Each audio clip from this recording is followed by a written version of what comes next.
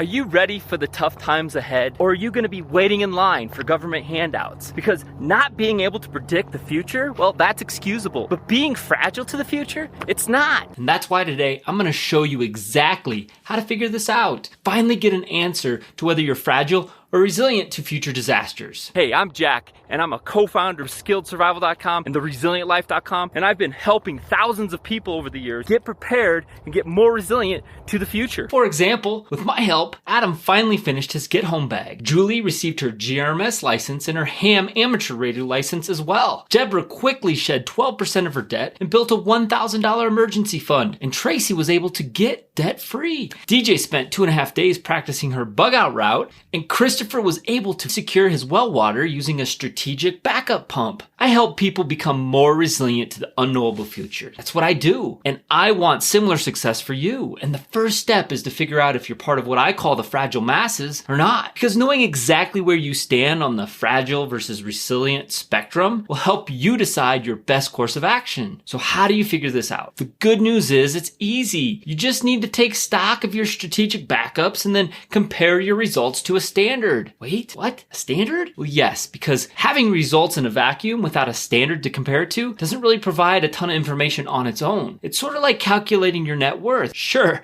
a net worth of $100,000, it seems incredible if you're 28 years old, but not if you're 65, right? The point is, with any measurement, you need a standard to compare it against to decide if you're ahead of the game, if you're on track, or you're behind. And when measuring resiliency, instead of comparing your results to your age, you base it on how long you could survive without traditional, modern-day grid systems. And by grid systems, I mean the power grid and the food and agricultural grid, like the grocery store, and the logistics and the trucking, the water grid and the emergency medical grid. You get it, right? Bottom line is, the more strategic backups you have, the less fragile you are to future disasters and future turmoil. And I'm talking mainly about the most likely emergencies to occur in our lifetimes, such as power outages in the winter, hurricanes, tornadoes, pandemics, flooding, out-of-control wildfires, etc. Events that occur regularly every single year to millions of people. So this calculation is not only for doomsday preppers, right? I hate that term. I like to think of it more as how resilient are you? Because this measurement, figuring out your resiliency, it's all about being a responsible adult who understands the future will have tragedies. All you need to do is look at history, which is basically one long list of human pain and suffering. History's full of famines and wars and droughts and financial collapses. And these types of events are unavoidable. Do you really think the future is going to be any different? And the world, it seems becoming more and more destabilized by the minute. So while yes, World War III has not broken out yet, and I pray it never does, it sure feels like it's more likely than it's ever been. And in our current technologically advancing, interconnected world, do you think future tragedies will cause more pain or less pain and suffering?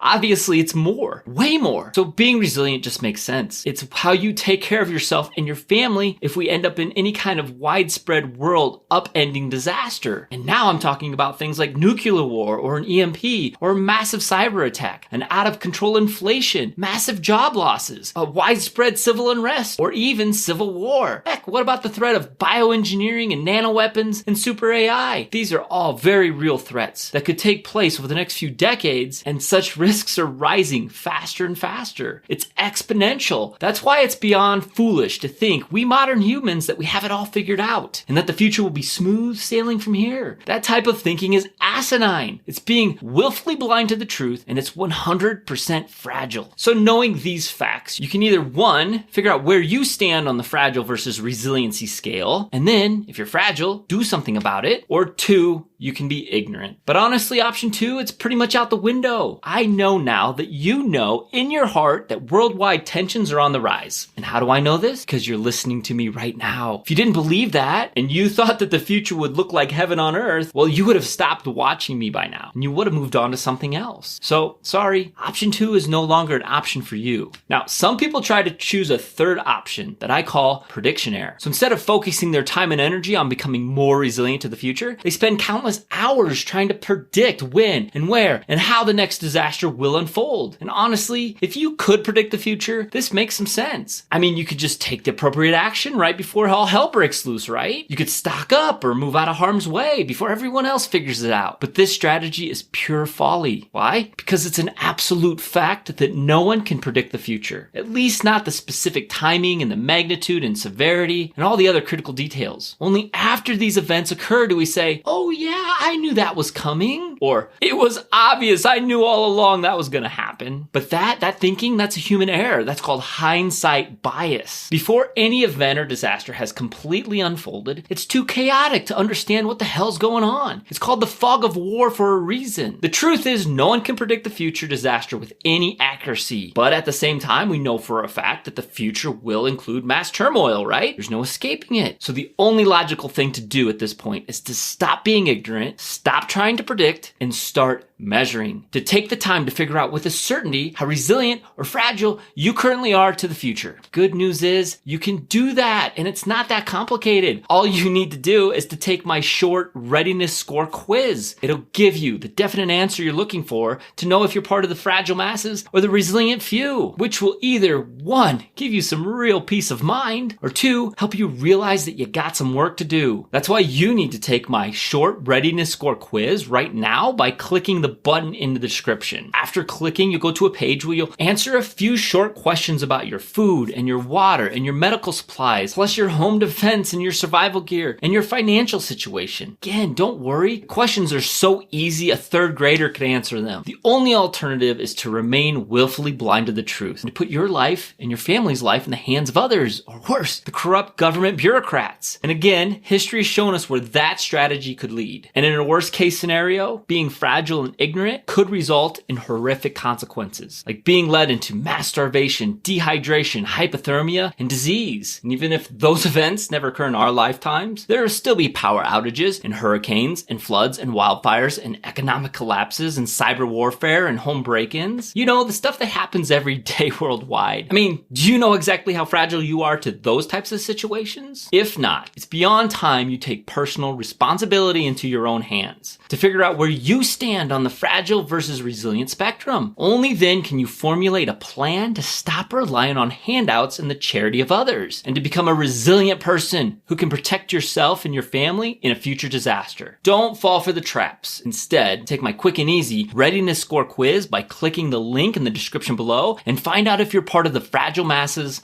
or not. And until next time, prepare, adapt, and overcome.